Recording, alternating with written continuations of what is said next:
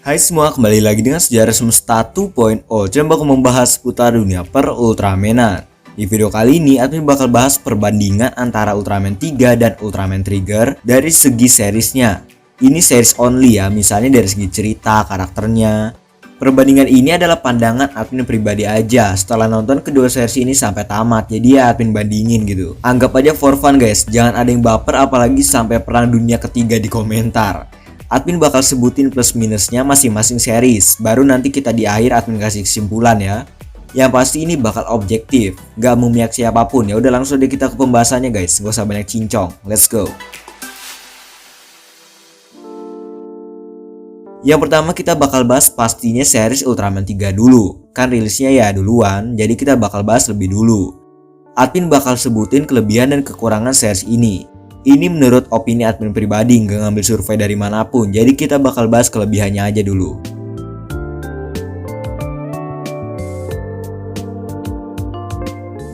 Kelebihan yang pertama, series Ultraman 3 ini punya karakter development yang jauh lebih bagus dibanding series Ultraman Trigger. Hal ini jelas banget cuy, jomplang banget lah ibaratnya. Kalau di series 3 set karakternya itu tetap dapat ceritanya masing-masing. Sebut aja Hori, Shinjo, Munakata, Iruma.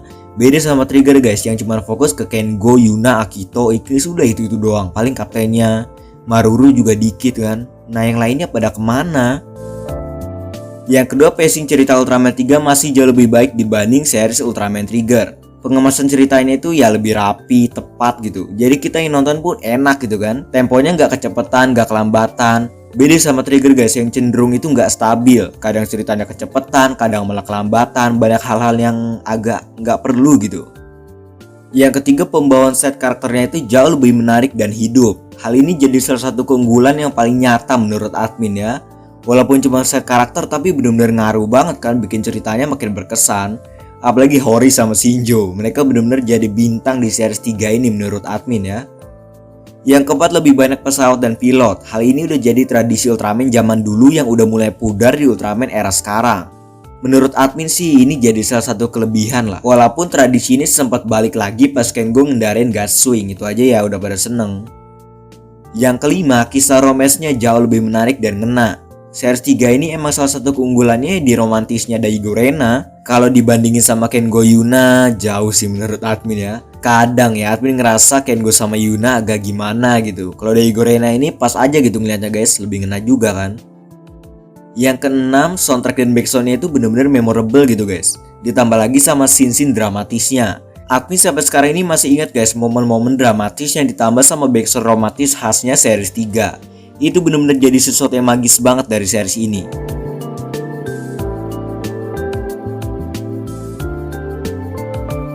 Nah sekarang adalah kekurangan dari series Ultraman 3. Yang pertama, asal-usul Ultraman 3 sama sekali nggak jelas di series ini. Baru benar-benar diperjelaskan di movie The Final Odyssey kan.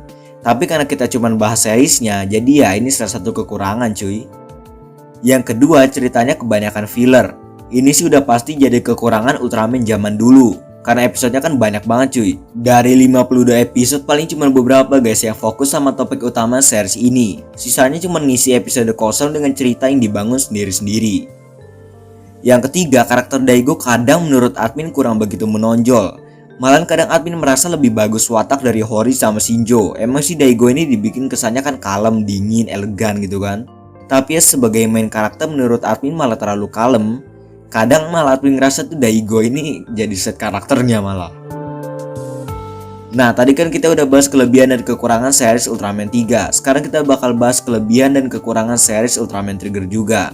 Sekali lagi ini menurut admin pribadi aja, jadi nggak ada survei dari manapun ya. Langsung aja kita ke pembahasannya.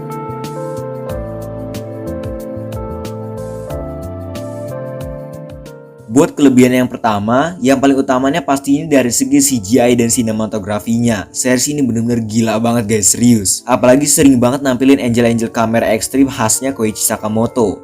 Dibanding sama seri-seri sebelumnya, ini juara banget lah. Valid debat bagi admin. Yang kedua, main karakternya lebih hidup dan asik dibanding Daigo. Walaupun Kengo ini ya gimana ya, kadang agak terlalu gimana gitu. Tapi seenggaknya dia ini nunjukin guys kalau dia itu emang karakter utama. Porsinya jomplang banget dibanding karakter lain. Dunia serasa punya Kengo sendiri cuy. Yang ketiga, alur ceritanya lebih jelas dan berhubungan satu sama lain.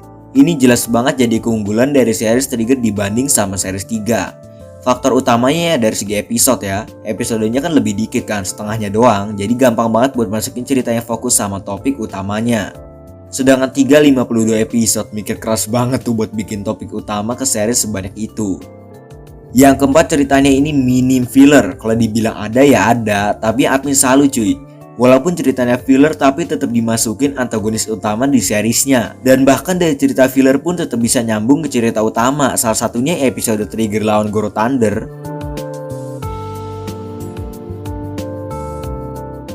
Nah sekarang buat kekurangan yang pertama, yang paling pertama dan paling banyak dikeluhi nih. Tolonglah ya, itu Sumairu overuse banget guys. Ya admin sih jujur ya, bisa dibilang ini lumayan cringe. Gak cuman admin guys, banyak banget yang ngeluhin soal ini. Malahan banyak banget yang seneng kalau satu episode tanpa Sumairu. Kadang itu masalahnya penempatannya itu nggak pas guys. Mungkin emang maksudnya kan jadi penyemangat ya. Contohnya kayak di episode terakhir kan. Tapi jatuhnya jadi maksa banget gitu loh. Jadi kayak yang nge-spam Sumairu minta di report. Yang kedua, pacing ceritanya kurang stabil dan rapi. Kadang tempo ceritanya ada yang kecepatan, ada yang kelambatan. Contohnya kayak episode 1, 2, sama 25. Itu episode-episode krusial dan pastinya bakal diinget terus kan. Tapi ternyata jujur aja admin agak gimana gitu guys. Kayak bukan first episode sama final episode, jadi kayak episode biasa aja. Jadi ngerasa gak ada yang spesial gitu. Terus yang ketiga, kadang terlalu maksa buat masukin unsur nostalgia Ultraman 3. Contohnya di episode terakhir pas bocil kematian Dimas itu pada nyemangatin Trigger. Itu admin bingung sampai sekarang. Gimana coba caranya kan? Kadang emang lumayan maksa masukin unsur dari TDG, cuman ya gimana lagi kan. Yang keempat, final episodenya kurang berkesan. Ini admin jujur aja lumayan kecewa sama final episodenya guys. Gak jelek sih, tapi gak bagus juga.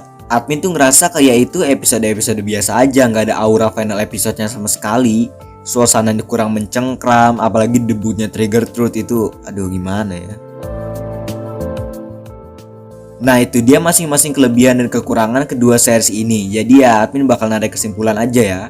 Kalau secara cerita dan alur yang utuh, Trigger ini jauh lebih unggul. Tapi secara fase cerita, Trigger ini masih kurang banget bahkan dibanding sama Ultraman Z.